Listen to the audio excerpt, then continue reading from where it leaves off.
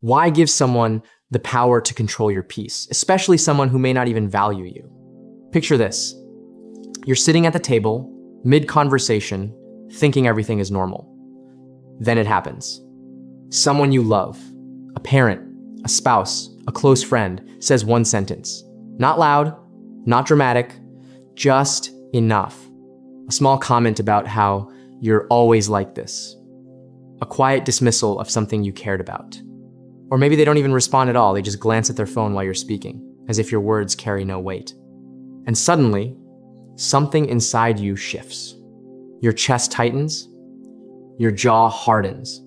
You don't explode, but inside, a storm begins. Your mind starts building a case. You replay the moment, again and again, each time adding more reasons why you're right to feel hurt, ignored, disrespected. Most people stop there. They live in that loop, quietly arguing, silently defending, holding on to a moment the other person has already forgotten. But what if the real issue isn't what they said? What if the deeper problem isn't people at all, but the unseen patterns inside you that react automatically, without permission, without awareness? Today, we're going to uncover how to break that cycle and learn how to never be controlled, angered, or shaken by anyone again. 1. You're not reacting to people, you're reacting to expectations. Let me dismantle something right now. You think people make you angry. They don't. What makes you angry is the gap, the distance between what you expected from them and what they actually gave you. You expected respect. You got dismissed. You expected loyalty. You got silence. You expected understanding. You got judgment. Hear me closely. Anger is not injustice. Anger is wounded expectation. And most of those expectations, you never even communicated them. You carried them silently, like invisible contracts you wrote alone and expected others to sign. Think about the last person who frustrated you. Now ask yourself, what did I expect from them that I never said out loud? That's not their failure. That's your unspoken demand colliding with reality. This is exactly why James 1:19 says, everyone should be quick to listen, slow to speak, and slow to become angry. Notice what James doesn't say. He doesn't say, never feel anger. He says, be slow to it. Why? Because there is a gap between what happens to you and how you respond. And inside that gap lives your freedom. Most people skip the gap entirely. They feel, they react, they regret, then they blame the other person for the explosion they chose to detonate. But you need to realize something. Slowness is not weakness. Slowness is mastery. So here's what you start practicing today. The next time your chest tightens, don't speak for 5 seconds, just 5. Not to suppress your anger, but to give your soul a chance to catch up with your emotions. Because you are not your first reaction. You are what you choose after the reaction fades. 2. You don't lose peace, you donate it. Here's a shock insight that might reframe everything for you. Nobody has ever stolen your peace. You gave it away. Think about it. Every time you let someone's tone rearrange your mood, every time you let a comment from a coworker follow you into your prayer time, every time you let a friend's criticism sit on your chest for 3 days, you donated your peace to someone who didn't even ask for it. And here's what makes it worse here, is the brutal truth. Most of the people you're angry at are not thinking about you. They said what they said, and they moved on with their day. You are the only one still carrying it. You are paying rent on a room they already left. This has to stop. Jesus said something in John 14:27. He said, "Peace I leave with you. My peace I give you. Do not let your hearts be troubled."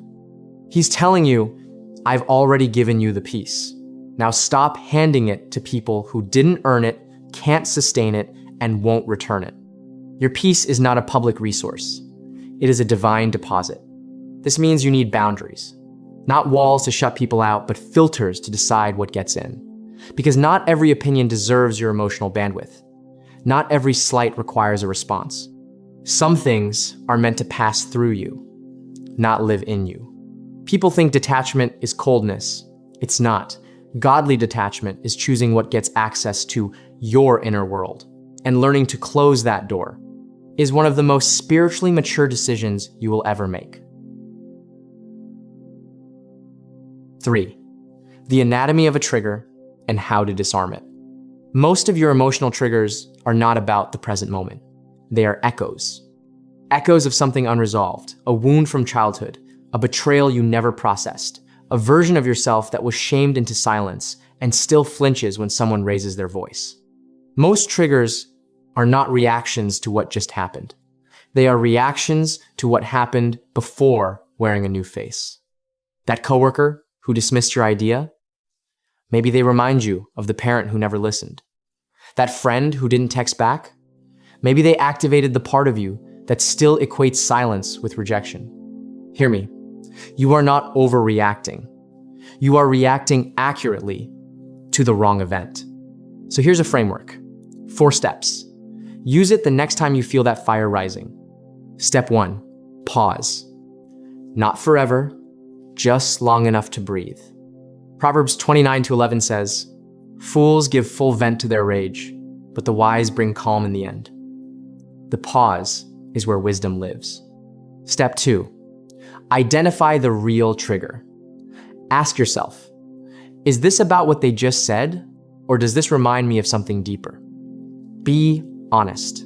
The surface event is rarely the full story. Step 3, shift your perspective. Consider the other person. Maybe they're carrying their own pain. Maybe their sharpness has nothing to do with you. Hurt people wound others, not strategically, but reflexively. You've done it too. Step 4, choose your response. Not your reaction, your response. A reaction is automatic, a response is authored. One is a reflex, the other is a decision. You were created in the image of a God who speaks with intention. Respond like it.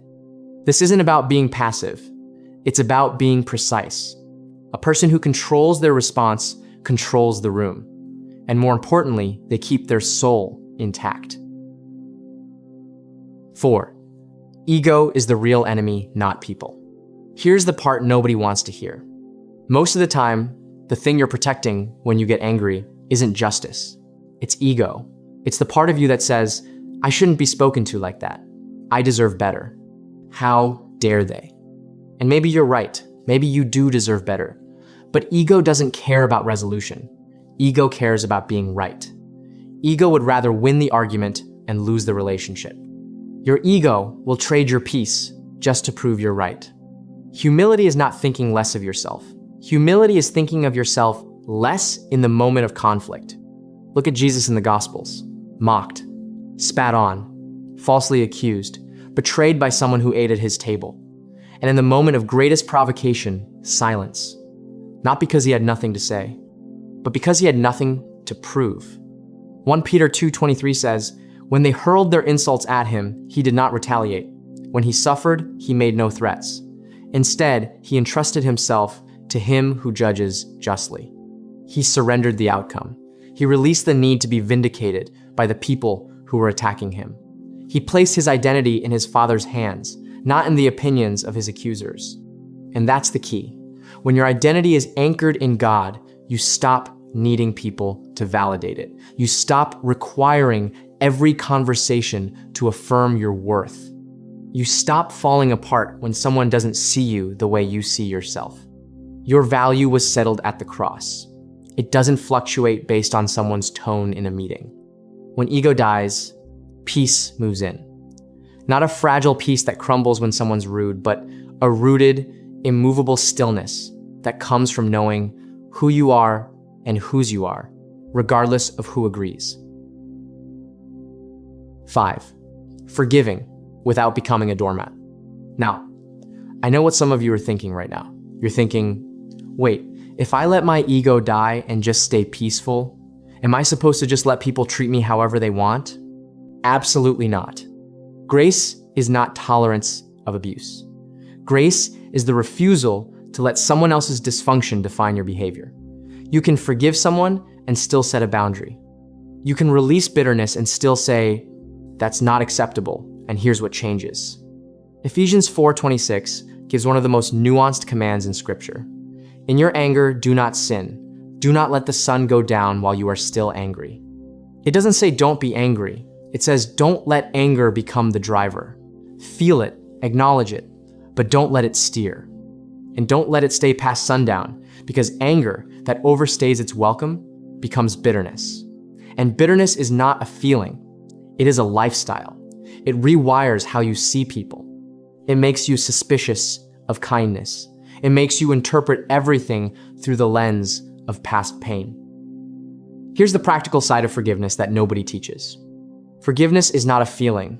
It is a decision you make before the feeling catches up. You choose to release the debt. You choose to stop replaying the offense. You choose to hand the gavel to God instead of holding court in your own mind every night. And sometimes you'll have to make that choice more than once. That's not failure. That's faithfulness. The person who hurt you may never apologize. They may never change. But your healing cannot be held hostage by their awareness. Your freedom is not contingent on their confession. You forgive because holding on to it costs you more than letting it go ever will. You are not a prisoner of your reactions. You are not defined by your worst outbursts. You are someone in process, someone God is not finished shaping. And the very fact that you're still listening this, still hungry for change, still refusing to accept that anger gets the last word, that's evidence of transformation already in motion. So here's your declaration. Say it quietly if you need to. Say it loud if you're ready. I am not controlled by what people do to me. I am anchored in who God says I am. I choose response over reaction. I choose composure over chaos. I choose peace not because life is easy, but because my identity is settled. I don't need anyone's approval to be whole. I don't need anyone's apology to be free. I am free already, and I will live like it starting today. If this spoke to something real inside you, share it with someone who needs to hear it, and come back, because this journey doesn't end with one conversation. It deepens every time you choose stillness over chaos.